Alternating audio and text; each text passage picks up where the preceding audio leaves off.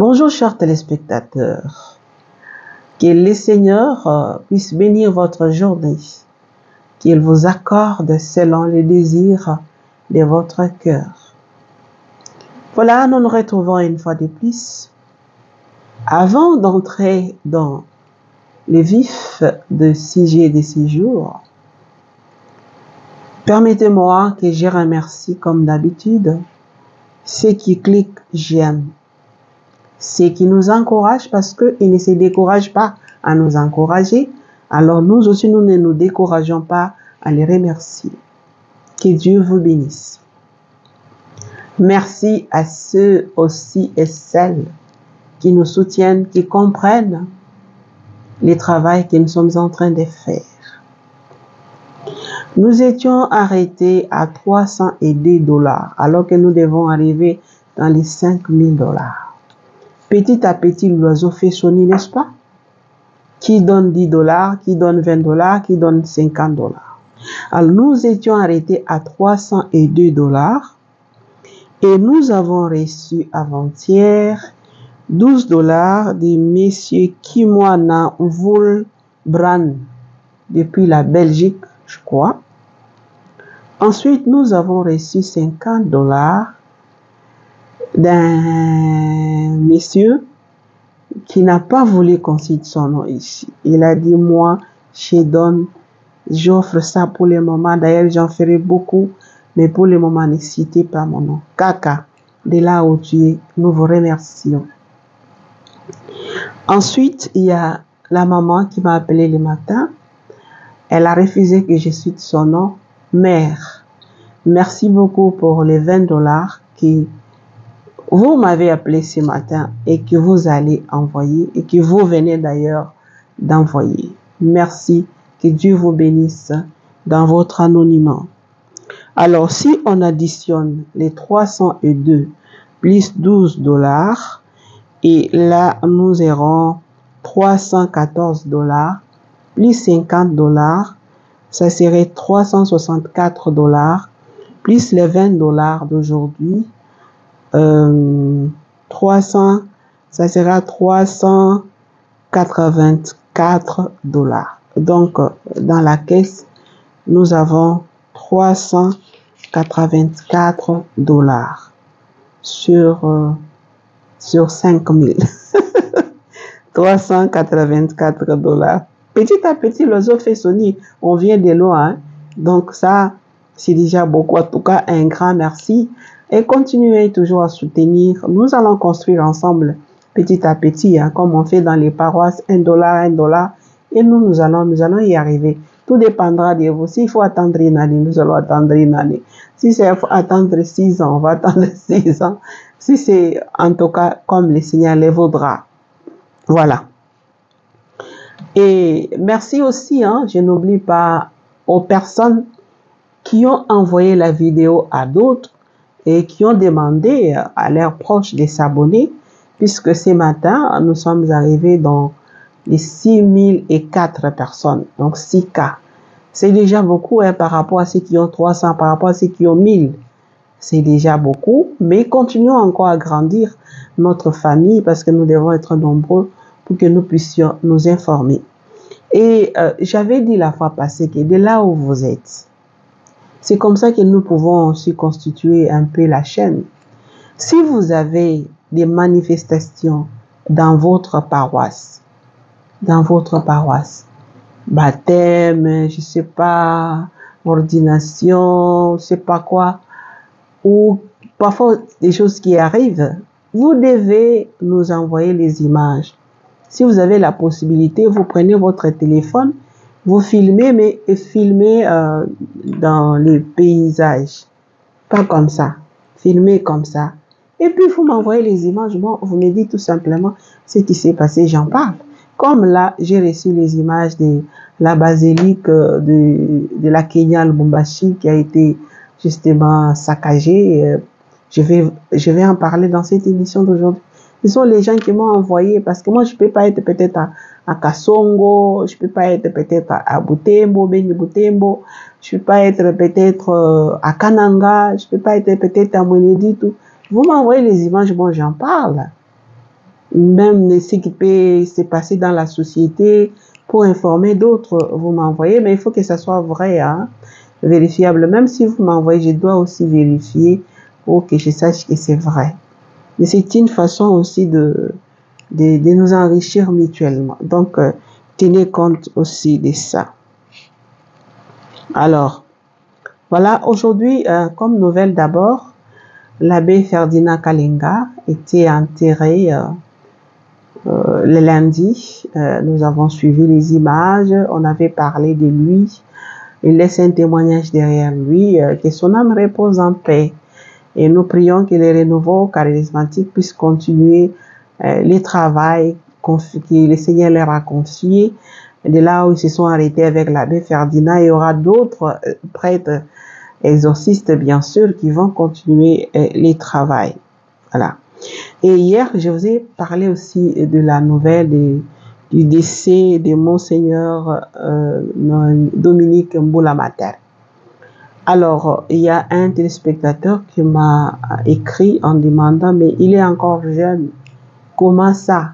Comment on parle de l'évêque émérite? Normalement, dans l'église catholique, pour arriver à l'éméritat, il faut atteindre l'âge de 75 ans. Quand vous avez 75 ans, vous pouvez écrire à Rome. À ce moment-là, Rome peut maintenant chercher à nommer un autre évêque pour vous remplacer. Mais c'est déjà arrivé aussi dans beaucoup de diocèses ici au Congo comme dans le monde. La personne a déjà 75 ans. Peut-être Rome trouve qu'on n'a pas encore trouvé quelqu'un et la personne reste là. Elle peut aller même jusqu'à peut-être à 76, 77, 78. C'est déjà arrivé. Ou 79, après on trouve quelqu'un. Oh non, ça peut arriver. Comme de même aussi, un évêque peut ne pas arriver à 75 ans. Il peut demander, peut-être à cause de sa santé, il trouve que non, je demande, je renonce. Il peut renoncer. À ce moment, on parle de renoncement. Donc, il renonce, il demande au pape et puis on dit, bon, le pape a accepté qu'il puisse renoncer à sa charge d'être évêque dans tel diocèse. Mais Rome aussi peut aussi dire, non, vu ça, nous demandons de vous retirer. Ça peut arriver aussi.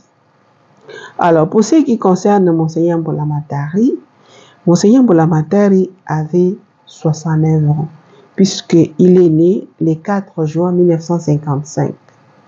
Alors, si vous faites 2024 moins 1955, ça vous donne 69. Donc, il avait encore 6 ans devant lui pour rester encore évêque de Moulegbe, du côté de l'Équateur. Avant, il était d'abord comme professeur au grand séminaire. Après, il a été nommé auxiliaire, comme évêque auxiliaire de Kinshasa. Après, de l'évêque auxiliaire de Kinshasa, c'est comme ça qu'on l'avait nommé évêque de Moulegbe. Alors, lui aussi, il avait demandé de se retirer. Nous ne savons pas la cause. Là, c'est lui qui sait avec l'église. Voilà. Je peux m'arrêter que là. Donc voilà, il n'avait pas 75 ans, il avait 69 ans. Et quand les Roms acceptaient qu'il se retire, c'est Monseigneur José Licolo, évêque de Lissala, qui est là comme administrateur apostolique. Ça s'est fait en entendant que Rome puisse nommer un évêque là-bas. Voilà, je crois que j'ai répondu à la question de téléspectateurs. C'est pour cela aussi cette émission existe, pour que quand vous avez des questions, vous posez. Si je suis à mesure de répondre, je réponds.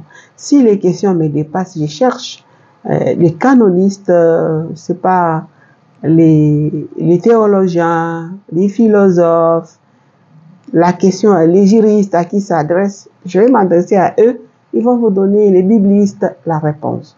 Ça, j'ai vu que je pouvais répondre. C'est pourquoi j'ai répondu à la question. Et d'ailleurs, ce qui touche un peu les gens ces derniers temps, Monseigneur Mbulamatari a célébré beaucoup de messes, hein, ici et là, ici et là. Je vais vous proposer quelques extraits de ces homélies. D'ailleurs, le samedi, là, il avait même célébré un mariage à la cathédrale, donc à Kinshasa, la cathédrale Notre-Dame du Congo. Mais là, moi, je vous propose la rencontre, la célébration eucharistique qu'il a présidée pour les jeunes catéchuménats et puis le vœu chez les prêtres des Sacré-Cœur, les prêtres qui avaient célébré 25 ans. Je vous donne juste l'extrait hein, pour que vous écoutez encore un peu sa voix. Et vous les voyez comment il a des vigueurs et parle. Donc il était encore fort, il pouvait rester, mais devant la mort, personne ne peut résister. Hein. Quand c'est arrivé, c'est déjà arrivé. Et nous pouvons prier que son âme repose en paix. Alors, suivez. Est-ce que ma vie, est-ce que notre vie fait de la place au Seigneur? Quelle est la place que nous donnons à Dieu dans notre vie, dans nos activités? Et on doit s'arrêter au moins tous les 25 ans et si possible à chaque anniversaire d'un événement heureux. Et je suis certain que Dieu ce soir fait fête avec nous pour cet arrêt. C'est ainsi que je voudrais, à la lumière donc de cette deuxième lecture, conclure ici pour dire, s'il vous plaît, chers jubilaires, n'oubliez jamais ce que l'évangile de Marc vient nous le rappeler, que vous ne serez jamais seul dans votre ministère, vous serez toujours dévancé par le Seigneur. Le Seigneur vous précédera. Le Seigneur veillera sur vous. Le Seigneur contrôlera le travail que vous avez fait et qu'il est aux commandes. Ne vous fâchez pas trop de ne pas toujours réussir ce que vous voulez faire, ce que vous avez engagé. N'en faites pas votre problème. Le Seigneur s'en occupe. Vous prêchez, vous annoncez la parole de Dieu, vous vivez votre vie de religieux comme il faut. Le travail que vous réalisez sur cette terre, le vrai résultat, vous le verrez, nous le verrons au ciel lorsque le Seigneur nous y appellera.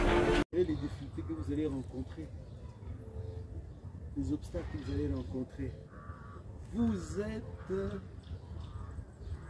précieux pour l'Église. Vous êtes les prunelles de notre Église aujourd'hui.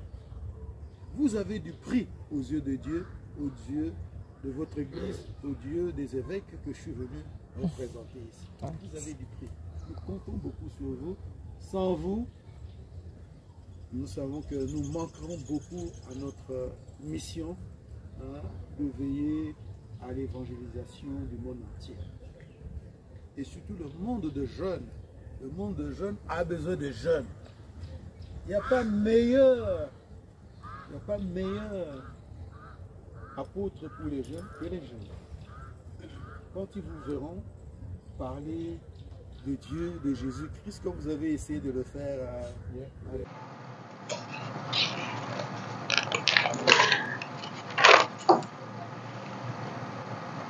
Après Monseigneur Blamatari, parlons aussi de la joie. Là, c'est au diocèse de Dungu-Doroma. Il y a la sœur Jeanne François de la congrégation des sœurs augustiniennes de Dungu-Doroma qui a donc mis ce vœu de religion. Et je vous invite aussi de suivre ces extraits qui nous sont venus donc envoyés par les chanceliers de Dungu-Doroma.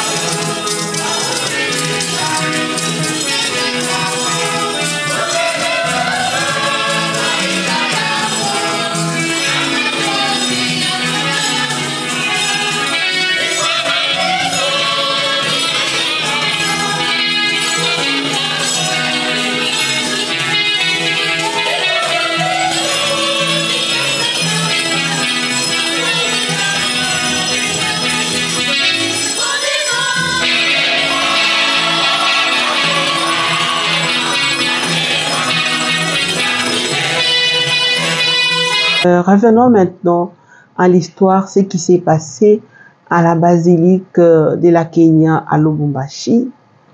Alors, je ne vais pas trop commenter, comme vous voyez les images ici. Vous allez suivre les prêtres qui expliquent ce qui s'est passé réellement. Il y a un peu de bruit, mais vous allez suivre. Suivez. En même temps, après la première messe, on devait commencer la deuxième messe. Regarde le sacristain, comment il a été blessé. Et ce groupe-là est entré dans l'église, ils ont cassé certains matériels, ils ont agressé les fidèles, ils ont blessé les fidèles, ils ont pillé l'argent des fidèles, ils ont pillé tout.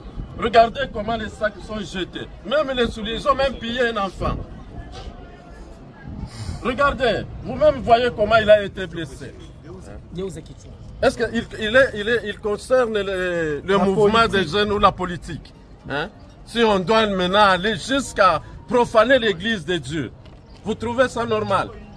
Et couper même la messe, parce que la messe n'a pas su continuer. On a arrêté la messe, parce que les chrétiens sont blessés, beaucoup de gens ont fui, d'autres on les a pillés. C'est quand même triste. Merci. Bon. Heureusement que suite à ça, les responsables provinciaux, les gouverneurs se sont impliqués. On a dit arrêter 3 jeunes qui étaient parmi les gens qui sont venus attaquer l'église. Je vous invite aussi de suivre ces images.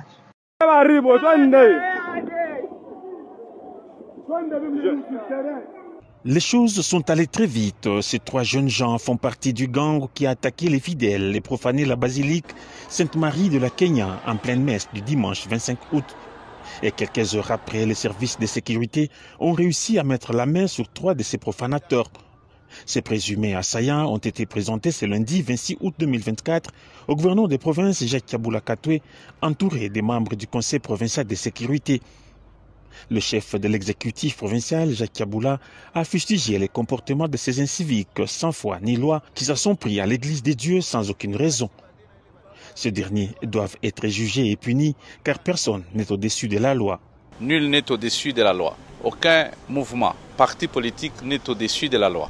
Et donc, tous ceux-là qui seront cités vont être sévèrement poursuivis et punis. Donc, nous n'allons pas laisser cet acte sans pour autant interpeller les commanditaires. Et nous voulons que l'audience se tienne en public, que ce soit l'audience foraine, et le plus vite possible. Nous commencions déjà dès demain, que la justice puisse les juger. Donc, ceci est un acte de bravoure que nous voulons saluer de la part des services de sécurité pour avoir mis la main sur ces jeunes gens. Les enquêtes se poursuivent pour arrêter toute personne impliquée dans cette attaque, a dit l'autorité provinciale Jacques Kabula Katwe, car pour lui, rien ne peut justifier un tel comportement répréhensible. Voilà, c'est par ici que nous allons nous séparer avec la joie de nous retrouver très bientôt. Si vous m'envoyez les nouvelles de votre diocèse et si aussi d'autres nouvelles nous arrivent de partout, merci de nous avoir suivis. Continuez à envoyer la vidéo à d'autres, demandez-leur de s'abonner pour que nous puissions agrandir notre famille catholique. Nous sommes nombreux, donc continuez à envoyer la vidéo, demandez à d'autres de s'abonner pour que vous soyez informés. Voilà, merci et à très bientôt.